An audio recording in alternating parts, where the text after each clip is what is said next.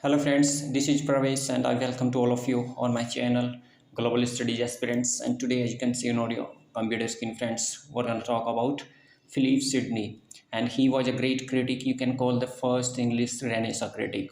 Okay, and today we'll talk about him, and this is a part of literary criticism. Fine.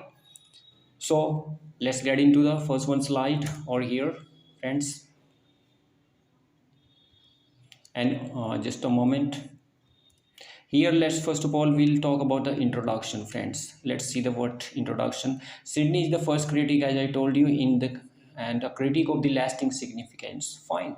He was a critic of lasting significance because you can say that he contributed very significantly in the English Renaissance period. Okay, and that's why representing all this that is superlative in Renaissance criticism. Okay, Sidney's services to England are most memorable. Besides being a public servant, he was a public servant, scholar, soldier. Okay, that's why and apart from this, he was a man of letters of great reputation. Fine. And let's talk about the in apology for poetry's main features. Friend, this work is very famous in field of literary criticism, English literary criticism, in the period of time, in the period of Renaissance. Okay, and today we'll talk about the main features of this work. Fine, let's see. And here the Sydney's work appeared at a time when such a treatise was felt necessary. Actually, this work came at that point of time when no work had come from the English side.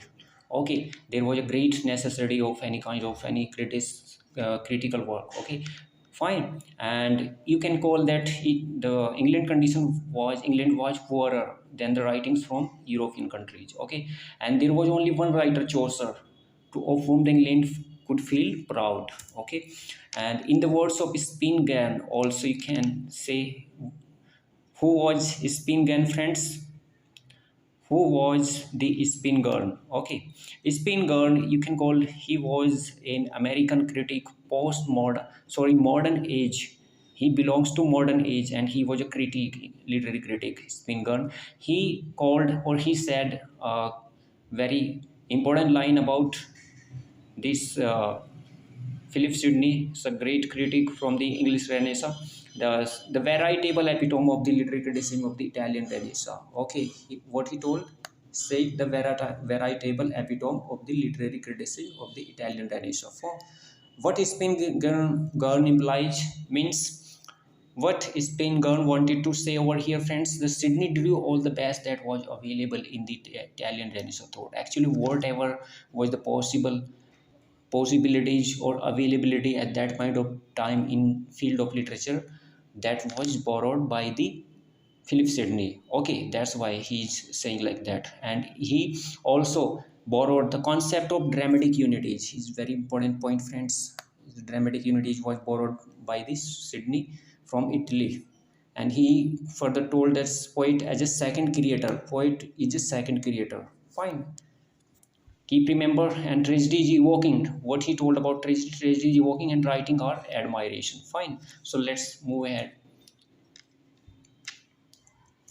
And here, friends, let's talk about further this what about this narrative work, this critical work. Stephen Gossons, you must have heard about Stephen Gossons, friends. He was a very vitriolical attack. He attacked in his long title pamphlet. He wrote a pamphlet's name was School of Abuse, containing and complete name was containing a pleasant invective against poets, piper, players. Okay, you have to keep remember this complete name, gestures and such like caterpillars of the Commonwealth. This is the complete name from here to here, containing a pleasant invective against poets, piper, players, gestures and such like caterpillars of the Commonwealth, 1579. But occasionally, sometimes it may be asked or may not be asked in the examination. Only these kind of school of abuse pamphlet was asked. Okay, generally asked in the examination. So you have to keep remember. Okay, he denouncing works of literature in his works. Okay, he denouncing. Okay, he condemned the work of literature, and he told them work of devils. That's why there was a befitting reply from the side of Sydney's spirited rebuttal. He replied in a very firm way, solid way, you can call. Okay, and Gosson was given a fitting but untitled reply. Apart from this, Lodge also in the same year launched an attack against this Stephen Gosson's work, but that was untitled. There was no anonymously work, you can call, and that was, you can call, does not offer enough justification, and that was not enough. That's why a purely literary perspective, as per the purely literary perspective. Ironically enough, Gosson's pamphlet was dedicated to the right, but Gosson's dedicated his pamphlet to the Philip Sidney, to the right noble gentleman, Master Philip Sidney Esquire. That's why, let's see what happens. What happens next? At a philosopher level, both Gosson and Sidney might be talking about the same thing at their latitudes, similarly based on their view that Gosson was not a noted figure in the realm of literature. You know what, friends? Gosson was a minor writer. He was not a writer up to the marks of, as compared to, he was not as big, as large writer as Philip Sidney. Okay, so you can consider him a minor writer. That's why he was not notified by the Sidney. Sidney didn't care about him, but in fact he does not take direct notice of him. But even after that, Sidney wrote a work in defense of Apollo poetry, or defense of uh, in apology for poetry. Okay, Sidney may have had other such attacks in mind, because at that point of time, Sidney must have had other attacks in his mind against the poetry. That's why he wrote this defensive work. Okay, and taken as a general defense, it in its own right, recapping many different Renaissance abuse. Okay, let's see further. And Sidney offers a definition of poetry. Poet is the maker and poetry is the art of representation. What he told, for Sidney offers a definition of poetry. Definition of poetry, friends. Like, poet is the maker and poetry is the art of the representation. Poetry, or you can call poetry, therefore, is an art of imitation, like Aristotle said. The same views provided by the Aristotle showed in his word mimesis. Mimesis has the same meanings. Okay, so there is just matching of views, like he may be inspired by the Aristotle. Okay, from the Aristotle.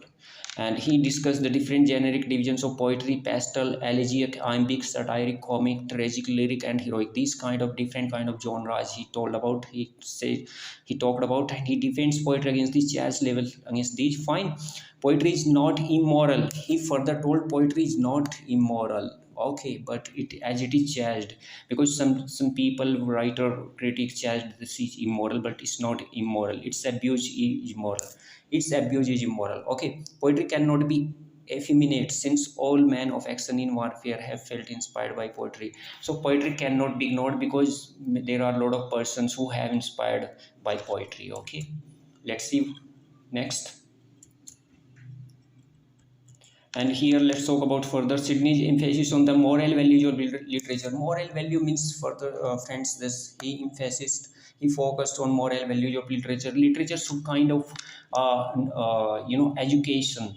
There should be an educative way. If you are writing some poems, literature, or novels, whatever, that should be in an educative way. Okay, you should provide some education, moral duties, moral values in your work, so you can serve the society, you can serve your neighborhood, your society, or your even your country or your nation, fine, in a perfect way.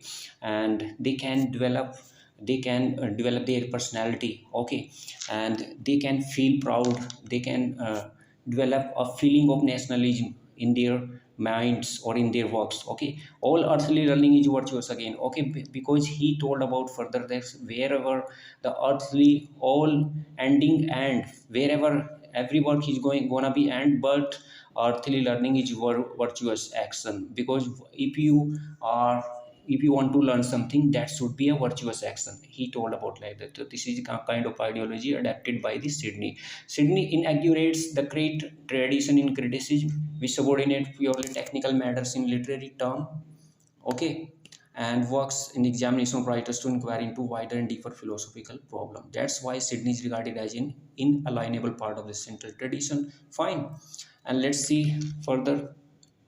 The discussion of Sydney may be concluded with Atkins' remarks. You know what Atkins? He was, modern age writer, critic, British writer. He remarks further. It is therefore as the first piece of what he called this an apology for poetry. The it is therefore is the first piece of literary criticism. Okay, in English, that is literature itself, and that the apology figures in critical history as a fitting legacy of one of England's noblest and gentlest souls. Of the work will continue to charm modern readers with its idealism, its grace, its humor, and its sanity. Okay, fine. So I hope you must have understood the complete concept of this video lecture, friends.